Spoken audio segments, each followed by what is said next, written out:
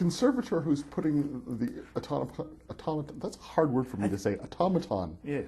I always want to do the auto part, but then it just go automaton just doesn't sound right. I can do it now, but I had a lot of trouble at the beginning. Thank you. I appreciate that. The woman who's putting together the automaton, Catherine, she's just lost her lover,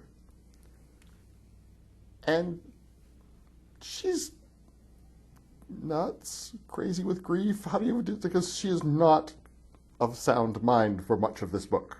No. Well, I think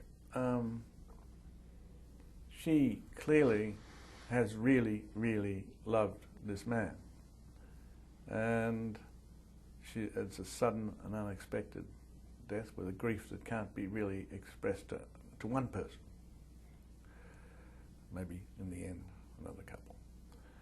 Yes, I think grief, well, you know what, I've never really experienced what she's experienced.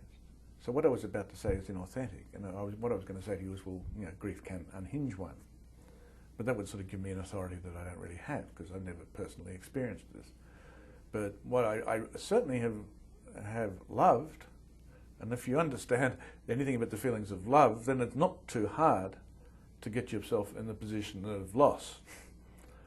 And that's just how I thought she would be. I mean, who knows? I mean, maybe there's a bit about how I fear I would be in that situation, put into that. I don't know.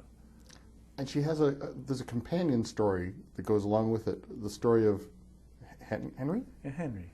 Who is, explain about Henry, because he's quirky. He's a rich, sort of hopeless, sweet man, I think, who I'm very, very fond of. So this is the 19th century. He's in the family from the north have railways.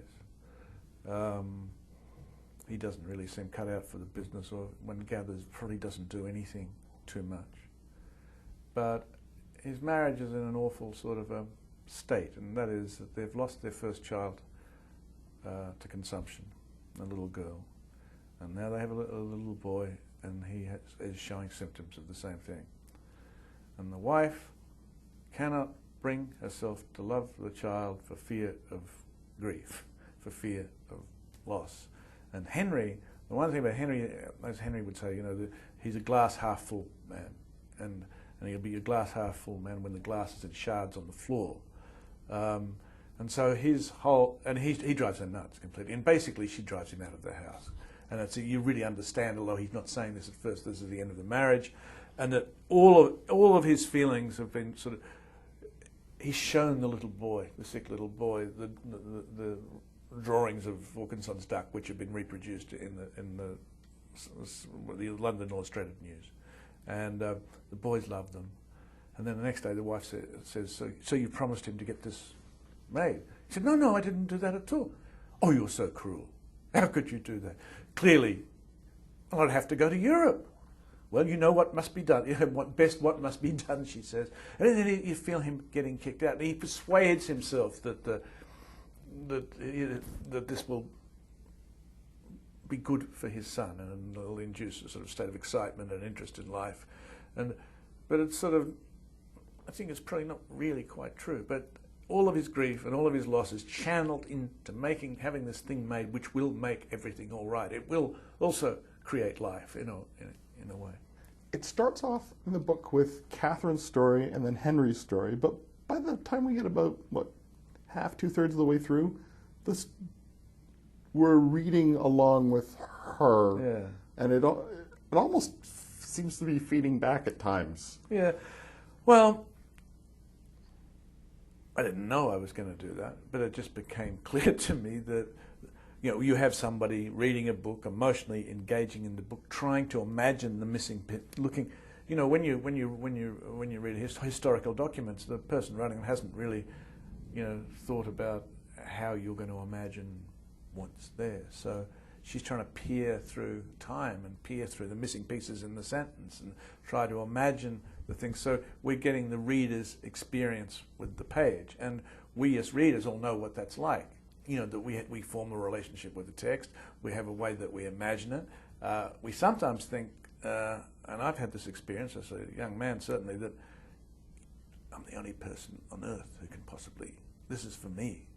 And we then, and this is a young person's thing mostly, I guess, you get angry when other people even know about the book because it was our book and it's written for us. And you see it in paperback in bookstores, it's awful because it was yours. And so I think Catherine forms that sort of relationship with Henry's writing and becomes very attached to him, and it is an attempt anyway to have the relationship between the reader and the writer become sort of more active, I suppose. By the end of the book, I was trying to figure out if Catherine was putting together the swan or whether the swan was putting together Catherine. that's just beautiful reading. I mean, it's lovely. It never occurred to me, but I think that would be a nice way, a lovely way to read it. That was not my plan, but see, that's what readers give back to you. It's just gorgeous. Thank you. The book is The Chemistry of Tears. I've been speaking with the author Peter Carey and The Chemistry of Tears, published by Random House of Canada.